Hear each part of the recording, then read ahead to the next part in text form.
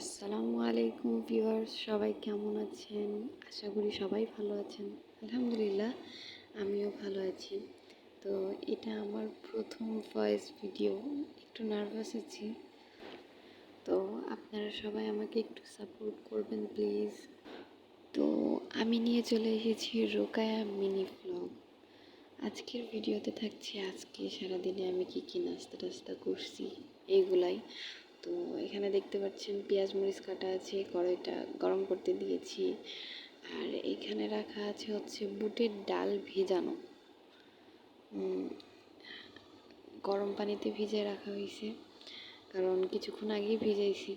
আমার মনে ছিল না যে বুটের ডাল ভিজাইতে হবে, তো অনেক দেরিতে ভিজানোর কারণে গরম পানির মধ্যে ভিজাইছি যেন তাড়াতাড়ি ভিজে যায়।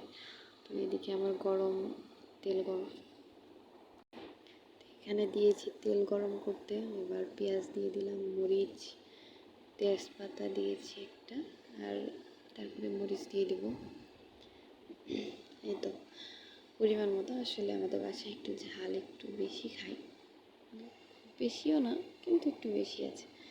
তো এই তো পেঁয়াজ মরিচ ভাজছি, হালকা একটু বাদামি মতো হয়ে আসার পরে তারপরে মশলা টশলা দিয়ে দিয়েছি। তারপরে এই যে মশলা ভুনা হচ্ছে, আর একটু পানি দিয়ে দিলাম, দিয়ে মশলাটা ভুনতে দিয়ে দিলাম।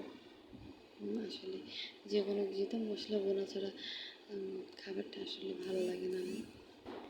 এখন আপনাদের কার কেমন লাগে সেটা তো জানি না, কিন্তু আমার যে কোনো কিছুতে মশলা ভুনাটা অনেক বেশি ভালো লাগে। আর এখন যেটা করছি সেটা হলো সিদ্ধ করা বুট তেলে দিচ্ছি। এই হলো সিদ্ধ করা বুট, যেটা ডিপে ছিল। তো আমি পানি দিয়ে বুটগুলো হচ্ছে গলায় নিচ্ছি, পানির বুটের বরফগুলা। আসলে ছুটছিল না বরফ থাকার কারণে, আর আমার হাত একদম ঠান্ডা হয়ে যাচ্ছিলো এগুলো তুলতে যেয়ে, যার কারণে হচ্ছে পানি দেওয়ার কারণে ঝরে যাচ্ছিলো। তো পানি দিয়ে দিয়ে তো ঝরাই দিচ্ছিলাম। তো এদিকে বুট ঝরাতে ঝরাতে মশলা ভুনা প্রায় হয়ে গেছে। এখন এই তো বুটটা দিয়ে দেবো। এরপর এই যে এতটুকু বুট তুলছি দিয়ে দিলাম। এবার ভুনা মশলা, এই তো ফাইনাল লুক। আমার অবশ্য বুটের ঘুগনি, আমাদের এদিকে এটাকে ঘুগনি বলে। তো এই ঘুগনিটা আমার অনেক ফেভারিট, যেটা প্রায় দিন বিকালে আমাদের বাসায় করা হয়। তো আরও একটা বিকালের নাস্তা ছিল, সেটা হলো নিম পাতা দিয়ে কাঁচা বুটের ডাল ভিজিয়ে রাখছিলাম, যেটা দেখলেন আপনারা তখন যে ভিজিয়ে রাখছিলাম। তো সেই বুটের ডালটাকে এখন আমি পাটায় বাটবো নিম পাতা সহ। আসলে নিম পাতা দিলে হালকা তিতো তিতো ভাবটা আসে। তো ওই তিতো নিম পাতার বড়া আমাদের বাসায় সবাই অনেক পছন্দ করে, তো সেটাই করছি। নিম পাতাগুলোকে একদম সেই ভালোভাবে বেটে নিতে হবে। আর এই তো ডাল ভেজানো ছিল, যেটা আমি ধুয়ে নিয়েছি। এবার ডালটা প্রথমে নিম পাতাটা বেটে নেব, নিম পাতাটা বাটা হলে তারপরে ডালটা বাটবো। আসলে ডালটা ব্লেন্ডারেও বাটা যেত, কিন্তু হচ্ছে নিম পাতাটা ব্লেন্ডারে ভালো করে বাটা যায় না, নিম পাতাটা গোটা গোটা হয়ে থেকে যায়। কারণ ডালটা আমি সম্পূর্ণভাবে বাটি না, আদা ছুবড়া রাখি, মানে আদা ভাঙা, সম্পূর্ণটা ভাঙি না। এই যে আপনারা দেখতে পাচ্ছেন কীভাবে ভাঙছি, অনেকটা শুকনো শুকনো আছে আর আধা ভাঙা হয়েছে। তো এইভাবেই হচ্ছে আমি সম্পূর্ণ ডালটা বেছে নেব। বাটাতে অবশ্য কষ্ট আছে, যেমন কষ্ট আছে তেমন খাইতেও স্বাদ। এই তো বাটা শেষ। এই হলো আমাদের ডাল, নিম পাতা আর পেঁয়াজ মরিচ দিলাম। এবার দিব লবণ, পরিমাণ মতো লবণ। লবণের পরে দিব হচ্ছে হলুদ।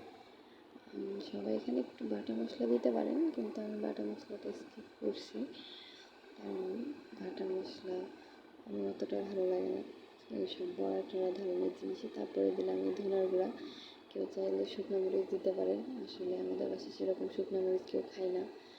তারপরে এই তো বেসনের পরে এবার দিয়ে দেবো আমরা চালের গুঁড়া, চালের আটা যেটা, সেটা দেওয়ার পরে ভালোভাবে একদম সুন্দর করে মাখাই নেব। তো আমার এই ডালটা অনেক বেশি শুকনো হয়ে গেছিলো, যার কারণে পরে আমি পানি দিয়ে আবার সানছি। তো এটা যেন হচ্ছে রুটির আটার মতো নরম হয়। তারপরে দেখি তেল গরম করতে দিয়ে দিয়েছি কড়াইয়ে। এবার দেব হচ্ছে বড়াগুলো। এই যে দেখেন কীরকম হয়েছে সানা, একদম শক্ত না একদম নরমও না। হাতে নিয়ে একটা সুন্দর করে সাইজ দেব। এটা সাইজ দেওয়ার পরে একদম তেলটা দিয়েছি, এবার আমরা দিয়ে দেবো একে একে। এভাবে সব বড়াগুলো দিয়ে সুন্দর করে আমরা ভেজে নেবো একদম বাদামি বাদামি করে। আসলে নিম পাতার বড়া গরম গরম না খাইলে বোঝা যায় না, ঠান্ডা হয়ে গেলে তেতো লাগে। আর গরম গরম খাইলেই যা টেস্ট, সব গরম গরমই। ঠান্ডা হয়ে গেলে একটুও ভালো লাগে না। খেয়াল রাখতে হবে যেন পুড়ে না যায়। আসলে বেশি জাল দিয়ে অনেক জোরে দিয়ে আবার ভাজা যাবে না, যাতে তেল পুড়ে গেলে আবার বড়াটা গন্ধ করে পোড়া পোড়া। তো এই তো আমাদের বড়া প্রায় হয়ে গেছে। এই যে দেখুন কতটা শক্ত আর কতটা মুচমুচে হয়েছে। এই যে আরও একটা ভেঙে দেখাচ্ছি। এটা আরেকটা ভেতরের দিকে নরম হলে বাইরের দিকে এরকম শক্ত। তো বিকালে গেছিলাম নিচে লেবু গাছে কয়েকটা লেবু পাড়ে নিয়ে এসেছি। লেবুর শরবত বানাইলাম, তারপরে আমরা ভাই বোন মিলে শরবত খাইলাম। তো আজকের মতো এখানেই বিদায় নিচ্ছি। সবাই দোয়া করবেন আমার জন্য। আর ভিডিওটি ভালো লাগলে অবশ্যই লাইক কমেন্ট আর সাবস্ক্রাইব করবেন। কমেন্টে অবশ্যই জানাবেন কেমন লাগলো।